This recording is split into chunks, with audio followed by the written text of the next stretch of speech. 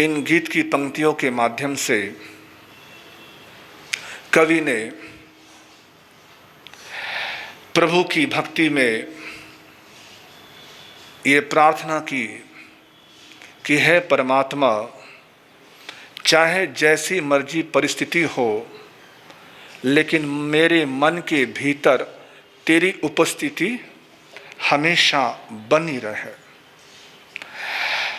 चाहे विघ्न आए, बाधाएं आए, रुकावटें आए, परेशानियां आए, संकट आए, जो मर्जी हो जाए, लेकिन मेरा मन तेरे चरणों से कभी ना हटे।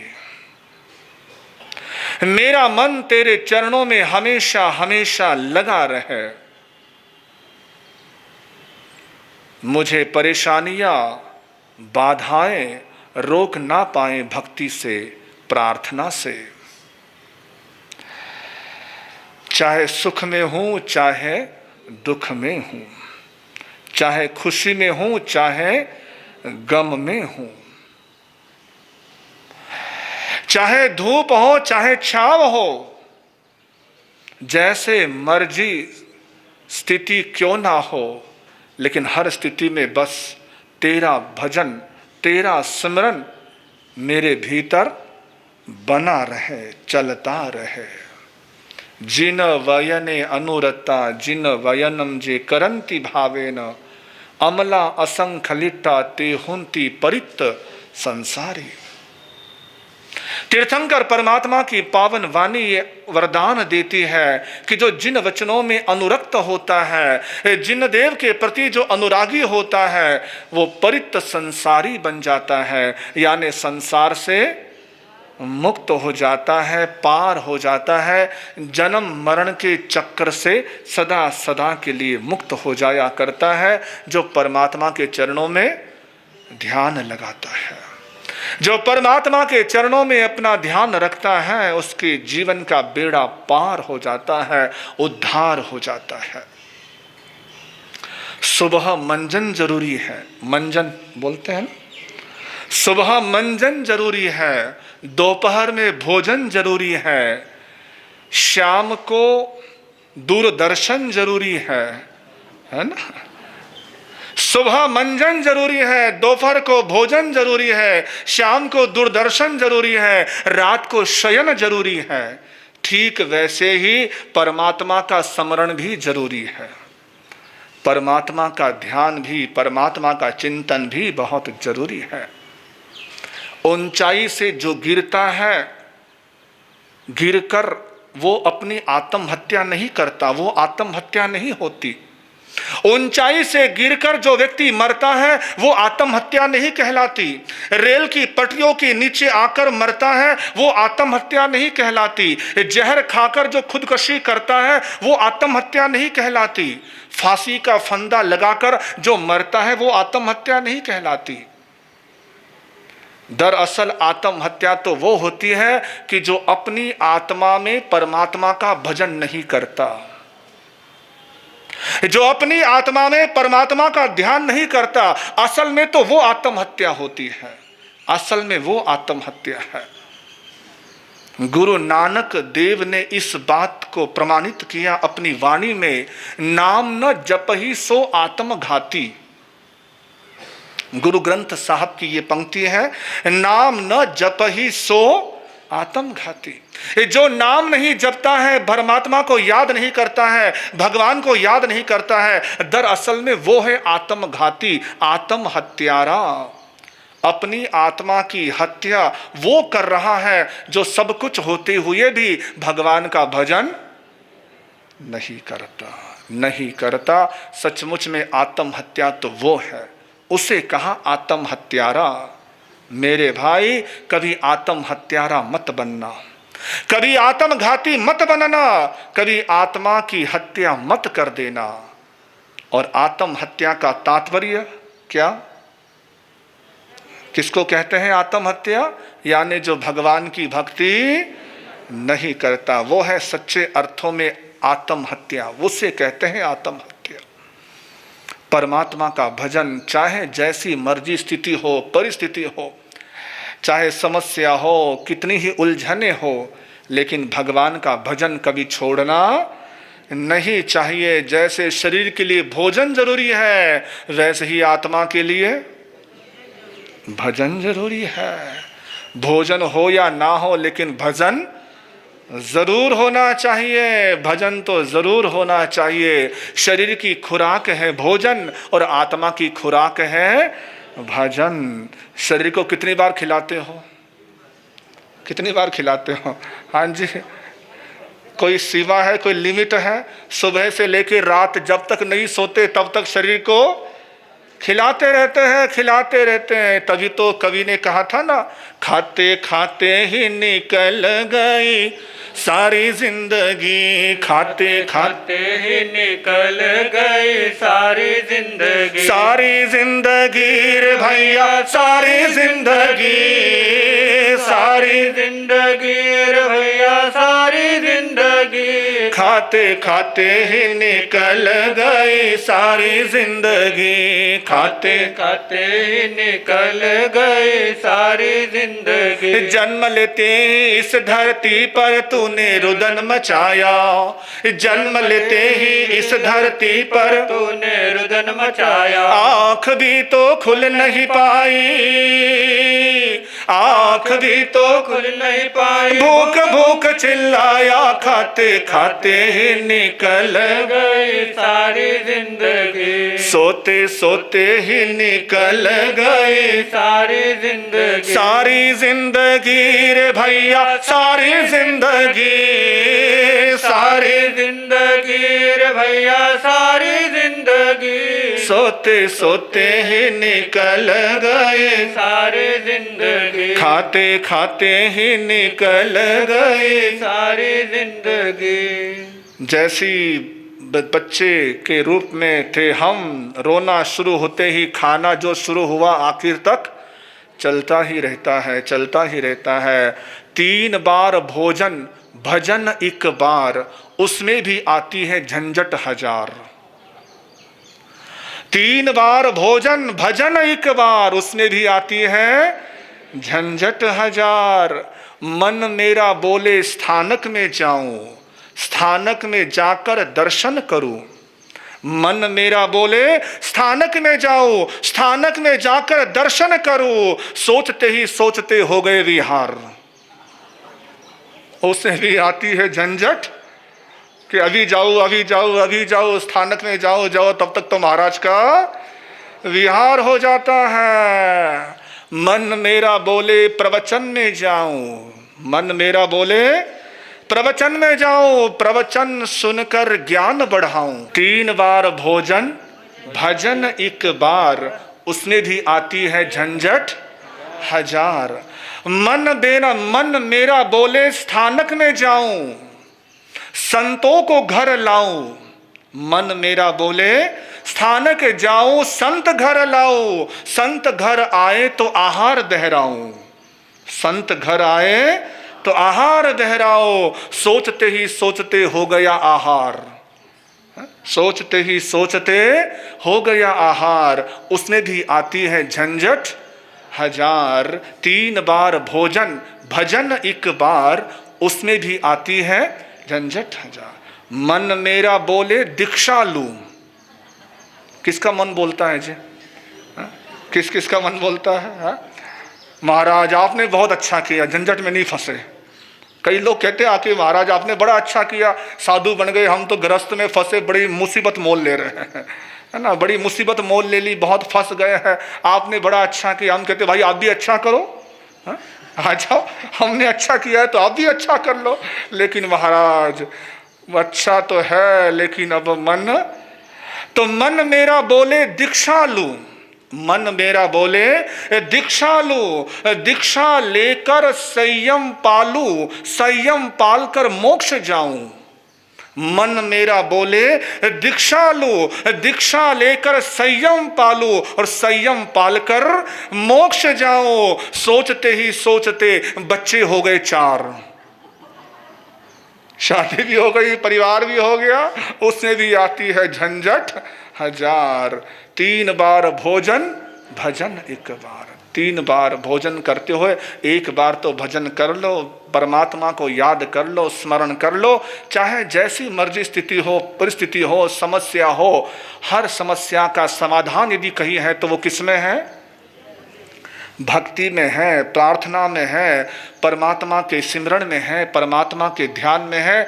कई बार ऐसी समस्याएं होती हैं जिनका रास्ता हमें सुझाई नहीं देता हो, उस क्षणों में यदि हम सच्चे मन से भगवान की प्रार्थना करते हैं, नाम जपते हैं, माला करते हैं, जाप करते हैं, तो समाधान अपने आप हमें मिल जाया करता है। ये तो हमने गुरुदेव के चरणों में अक्सर देखा है, बहुत देखा है। जब कोई रास्ता नहीं सूझता है तो अपने आप कैसे गुरुदेव की साधना बैठते हैं, गुरुदेव साधना में बैठ जाते हैं और अपने आप संकेत मिल जाता है, अपने आप समाधान मिल जाता है और उस समाधान पर हम बढ़ते चले जाते हैं और वो समाधान बहुत कुछ सुखद जीवन में अनुभूतियाँ दे जाता है। तो ये ताकत है भक्ति की, ये ताकत है प्रार्थना की। और इसी ताकत को जानते हुए, समझते हुए आचार्य सुधर्मा ने हम सबको भक्ति की धारा में बहाते हुए, भक्ति की धारा में हम सबको लगाते हुए, हम सबको प्रेरित करते हुए परमात्मा से जोड़ने का प्रयास किया। परमात्मा से हमें जोड़ रहे हैं अलग अलग चीज़ों के माध्यम से, अलग अलग गुणों के माध्यम से। और हमारी चर्चा चलती हुई, कितनी गाथाओं की चर्चा हो चुकी है? हाँ जी, चर्चा कितनी गाथाओं की हुई है? 8 गाथाओं की विवेचना हमारी हो चुकी है। पूछी सनन की 8 गाथाएं। उसके बाद अब 9वीं गाथा, जिसको आचार्य ने, सुधर्मा ने परमात्मा के गुणगान में गाते हुए कहा, से वीर्येणं परिपूर्ण वीर्ये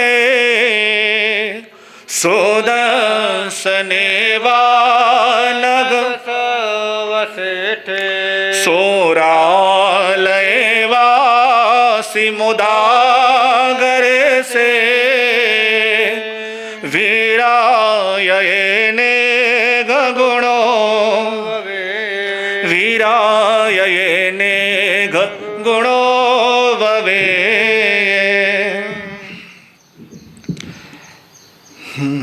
शक्ति से परिपूर्ण भूधर श्रेष्ठ मेरु समान थे, देवगण को मोदकारी दिव्य ज्योति निधान थे। सत्यशील दया क्षमा धृत्यादि गुण भंडार थे, शुद्ध पद की भव्य शोभा के प्रवर अवतार थे।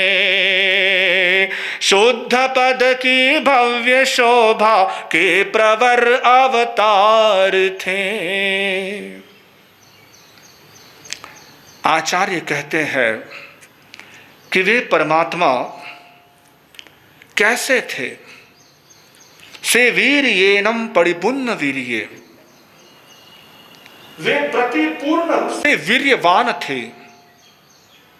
वीर्यवान से तात्पर्य है पराक्रमी,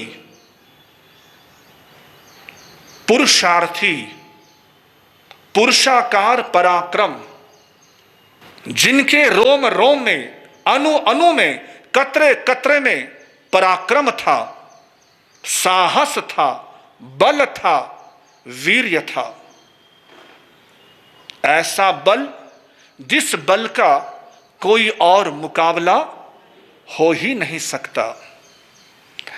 वे ऐसे संसार में एकमात्र ऐसे बली हैं, ऐसे बल के निधान है, ऐसे बल के स्वामी है। देवता भी जिनके सामने नगण्य है, कुछ भी नहीं। हमारे ग्रंथ कहते हैं कि 2000 सिंहों का बल एक अष्टापद में होता है। अष्टापद एक पक्षी होता है, वो 2000 शेरों का बल अपने में रखता है। अष्टापद यानी अपने 8 पदों में, 8 पैरों में वो एक साथ 8 हाथी को उठा सकता है, आकाश में लेकर उड़ सकता है। ऐसा सामर्थ्य होता है किस पक्षी में? अष्टापद। इतना बली आकाश में उड़ने वाला पक्षी। तो 2000 शेरों का बल एक अष्टापद पक्षी में होता है। और 10,000 अष्टापद पक्षियों का बल एक बलदेव में होता है। बलदेव, बलराम। कितने अष्टापद पक्षियों का? 10,000। 10,000 अष्टापद पक्षियों का बल एक बलदेव में होता है, बलदेव। 2 बलदेवों का बल एक वासुदेव में होता है। 2 वासुदेव का बल एक चक्रवर्ती में होता है। और असंख्य चक्रवर्तियों का बल एक देवता में होता है। असंख्य चक्रवर्तियों का बल एक देवता में। इतनी उनके पास क्षमता होती है, सामर्थ्य होता है देवताओं में। वैक्रिय तो शरीर है ही, साथ में उनकी अपनी पुण्य से इतना उन्हें बल मिला है, ताकत मिली है। और असंख्य देवों का बल एक इंद्र में होता है। देवों से भी ज्यादा बल एक इंद्र में हुआ करता है। इंद्र यानी देवताओं का राजा, देवताओं का मालिक, देवताओं का सम्राट, देवताओं का चक्रवर्ती। असंख्य देवताओं का बल, हजारों हजारों देवताओं का बल एक इंद्र में होता है। और शास्त्र कहते हैं कि हर देवलोकों के इंद्र को यदि मिलाया जाए तो लगभग 64 इंद्र बनते हैं। 64 इंद्र। वे 64 इंद्र मिलकर, एक साथ जुड़कर, एक साथ होकर यदि भगवान के समक्ष आए, भगवान के पास आए और भगवान की छोटी सी उंगली, ये छोटी उंगली क्या बोलते इसको आप? हाँ जी, छोटी, कौन सी? करंगली। वाह वाह वाह वाह, चलो अच्छा मराठी सिखा दोगे हम यहाँ पे ना। करंगली, करंगली, कनिष्ठिका, ये छोटी सी उंगली। 64 इंद्र आ जाए, इस छोटी सी उंगली को यदि वो झुकाना चाहे, नमाना चाहे, तब भी वो नमा नहीं सकते, झुका नहीं सकते। इतना सामर्थ्य होता है किनमें? तीर्थंकर भगवंत में, अरिहंत भगवंत में, परमात्मा में। ऐसा बल, ऐसा पराक्रम होता है। इसलिए का परिपूर्ण वीर्ये, प्रतिपूर्ण वीर्यवान, अनंत बलवान। उनके बल का न कोई मुकाबला होता है, न कभी हो सकता है। उनके बल का कोई मुकाबला नहीं कर सकता। इतना सामर्थ्य होता है, इतना बल होता है। और हम देखें, इतने बल होने के बावजूद भी परमात्मा महावीर ने कितनों को सहा, कैसे कैसे कष्ट सहे। ग्वाले को सहा, तिर्यंच को सहा, देवताओं को सहा। यदि परमात्मा चाहते तो एक पलक, अपनी भ्रुकुटी तानते ही, पलक उठाते ही सामने वाला खाक हो सकता था, लेकिन परमात्मा ने कुछ भी प्रतिक्रिया नहीं करी। सहते गए, सुनते गए, सहिष्णु बने रहे। इसलिए ये परम वीर्यवान थे, परम पराक्रमी थे कि पराक्रम होने के बावजूद भी जिनमें समता रही, क्षमा रही। ऐसे अद्भुत थे भगवान महावीर। ऐसे अद्भुत वीर्य के पराक्रमी धनी थे। पराक्रम था उनका। उन्होंने हमें, हम साधकों को, तीर्थवासियों को, श्रावक श्राविका, साधु साध्वी सबको प्रेरणा दी कि सब पराक्रमी बने, पुरुषार्थी बने। परमात्मा महावीर का कर्म सिद्धांत तो है, लेकिन कर्म सिद्धांत का ये मतलब नहीं कि जो कर्म में होगा वो होकर रहेगा।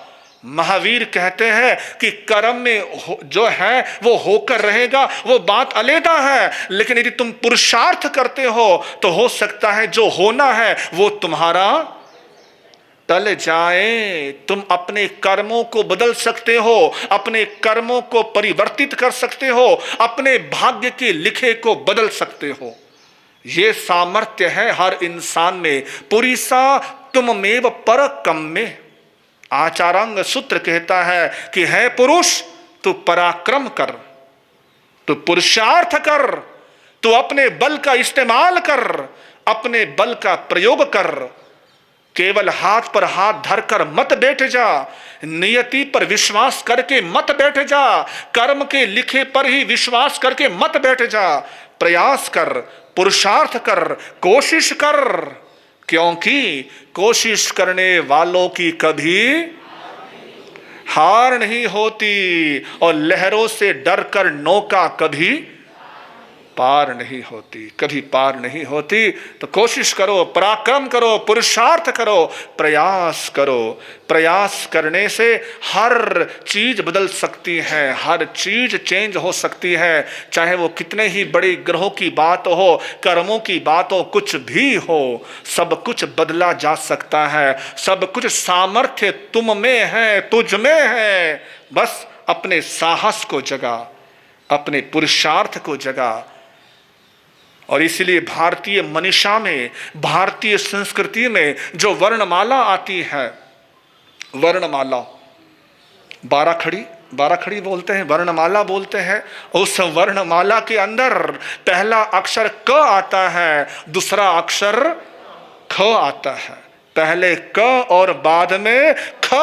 ये वर्णमाला, ये भारतीय मनीषी, भारतीय संस्कृति भी हमें यही कहती है कि क यानी पहले कर, ख यानी बाद में खा, है ना, बाद में खा, पहले तू कर, कुछ प्रयास कर, कुछ मेहनत कर, कुछ मेहनत कर। यूं ही निठल्ला मत बैठा रहे।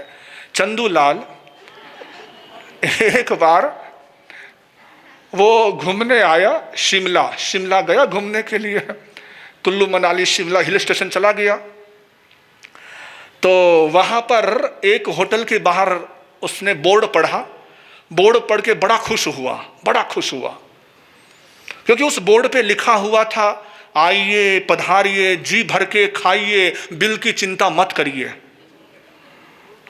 उसने कहा वाह, अपनी तो लॉटरी लग गई, अपनी तो लॉटरी लग गई। इतने बढ़िया ऑफर, इतनी बढ़िया चीज कि आइए पधारिए, जी भर के खाइए और बिल की चिंता मत करिए, क्योंकि आपके बिल का भुगतान हम आपके पोते से करवा लेंगे। आपकी बिल का भुगतान हम आपके पोते से। चंदूलाल ने सोचा, हम तो वैसे ही कुंवारे हैं, अपने ना आगे है ना कोई पीछे है, कहाँ पोता आएगा, कौन सा पोता आएगा। पहुंच गया अंदर, बैठ गया खाने के लिए, मजे से ऑर्डर देता गया, ये लाओ वो लाओ वो लाओ। मुफ्त का चंदन घिस भाई नंदन, है ना? जब मुफ्त का खाना हो तो फिर कौन पीछे रहता है, कोई पीछे नहीं रहता है। और वो दबाकर खाता है, जम के खाता है, तरह तरह की वैरायटी खाता है। और जब खाना हो गया, डकार ले ली, अब वो उठने लगा, जाने लगा। होटल से बाहर निकलने वाला ही था कि मैनेजर साहब ने एक लंबा पर्चा उसके हाथ में थमा दिया। ये क्या है जी, ये क्या है, ये तो बिल है, और आपने तो लिखा है कि आइए पधारिए, जी भर के खाइए, बिल की चिंता मत करिए, आपके बिल का भुगतान आपका पोता करेगा। तो मैंने तो खाया है, अब मेरे पोते से मेरा बिल लेना, पैसे लेना। उसने कहा जनाब, ये आपका बिल नहीं है, ये तो आपके दादाजी का बिल है, ये आपका बिल नहीं है, आपके दादाजी यहाँ आए थे, वो खा के गए थे, उसका बिल है। तो ऐसे है ना, निठल्ला निकम्मा व्यक्ति जो होता है वो यूं ही रहता है। लेकिन महावीर कहते हैं पुरुषार्थी बनो, कर्मठ बनो, मेहनती बनो, कोशिश करो। ये परमात्मा का ये 9वां सूत्र हमें संदेश दे रहा है।